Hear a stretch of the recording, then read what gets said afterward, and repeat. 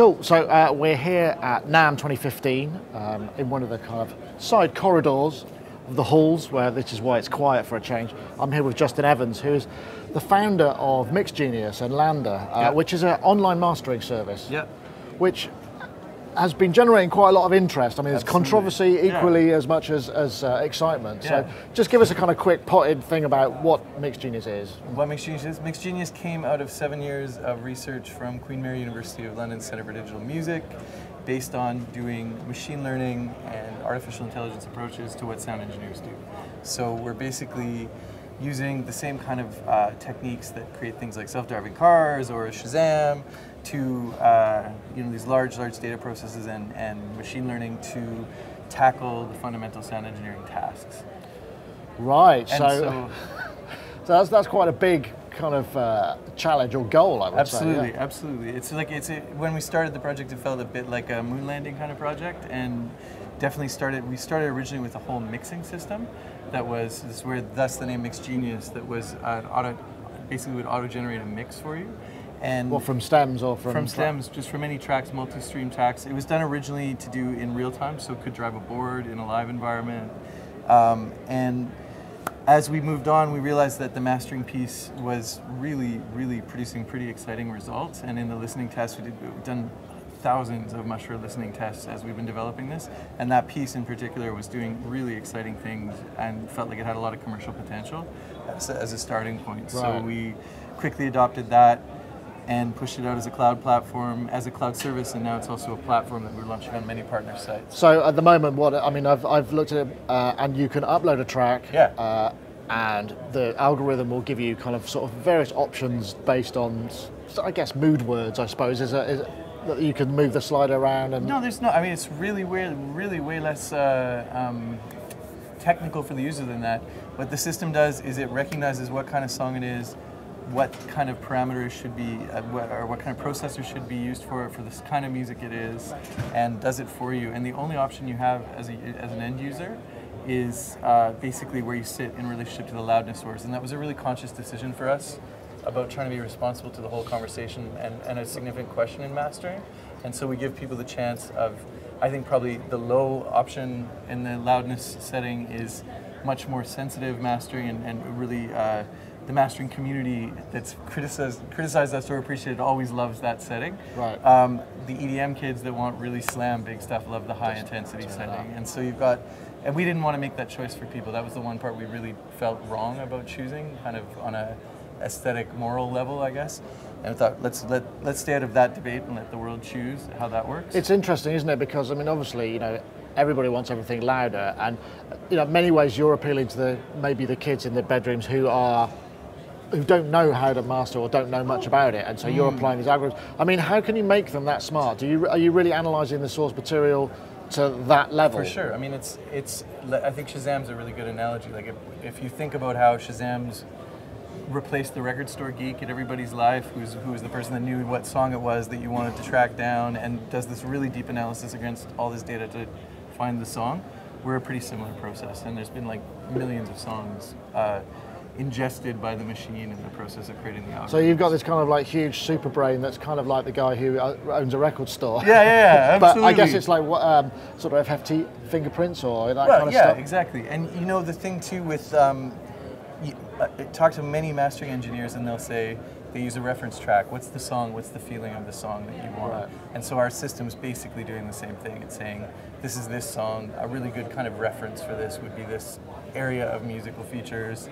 Do that. Right. Yeah. And how? I mean, I'm guessing perhaps the less experienced or the people who aren't doing mastering for a living perhaps have been kind of embracing this, whereas how are kind of mastering engineers taking the... We have a really great example of, there's a great studio in California here called TRI Studios. It's Bob Weir's studio. Right. We're on their partners page, and they're some of the best engineers in the world, some of the smartest people I've ever met.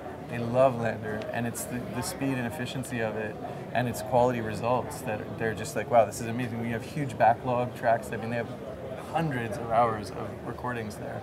And so just being able to get it out sounding great it's a really, really ideal situation even for pros. And the processing that you're doing on the back end, once you've recognized and fingerprinted the kind of song and think, okay, this is, I'm thinking of the actual scientific process. Are you applying your own special DSP thing, or are you using external plugins or whatever within the process? It's all our own, all our own processors for now. We're definitely thinking about other possibilities with that, but we're pretty proud of our processors, and I mean some of the people that are building the processors are brilliant DSP engineers. So we had quite a large team of DSP engineers and music science people and data science people, and those guys on the DSP team make really good stuff. So you said you've got a large team. You've obviously got kind of you set your sights high. Where are you aiming to be? I mean, are you aiming to license the technology into embedded stuff, or I mean, where's it? I mean, for us, I think. We think that maybe, a lot of the market research we've done, I think less than 1% of songs are currently mastered right now. And you think about the history of mastering, right? What was mastering originally? Preparing, for lacquers, vinyl, and then it's for vinyl, and then it's and now we live in a world where people are putting songs out on SoundCloud, people are putting songs out for 2 friends to listen to, or for 2,000 friends to listen to, publishing to iTunes, whatever. We believe mastering needs to change for that, and so that it's a different world, and that we can our goal is to be in as many touch points in the ecosystem as possible, in DAWs, in distribution platforms, so that everyone can master it really effectively, and that all the music in the world can sound better. So the temptation is, as an inexperienced producer, you slam the 2 bursts, you put a limiter on it, you get very little headroom, and then they send you a track. And they get a little warning when they put this track into LANDR. It's really intelligent. It says, hey, your track's way too slammed to do anything good mastering. Please send it back to us with -6 headroom. And we get it back from them, and they send it back to us. We can send them some educational materials with that at that point too. That's interesting. So you've got that's an interesting. Yeah, we're hugely about supporting the artists in sounding better, in understanding how to do this stuff better. We have tons of material on our blog and on our support system for explaining how to do this stuff, and so it's great. And the system educates people as they use it. So it's there's a paid aspect to the service. Is there a free aspect so people can try it out? How does it? For sure. I mean, the coolest thing is in any situation, be it on our website or on one of our partner implementations, you always get a free preview of your track. Right. So it's really awesome. You get it sends to our cloud. We do the processing. You get to hear if you like it or not, and then on the partner sides, you can purchase the track at that point. And on our site, there's a couple free MP3s a month that you can get to hear it. And if you want uncompressed files, which I would strongly recommend everyone takes, instead of 192 MP3s, you can pay for those. in either subscription or per track. So say, for instance, I've got a sequence of tracks, you know, in the traditional mastering sense where you would sequence it, you get the spacing and that kind of stuff and the relativity between the tracks.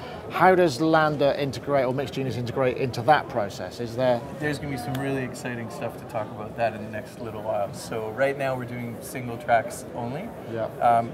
For the SoundCloud world and the world changing to singles, I think it's the main demand right now is for on a single track basis, but we're really excited about what's coming down the pipe for album mastering, and going to be rolling out some stuff pretty soon that's quite exciting.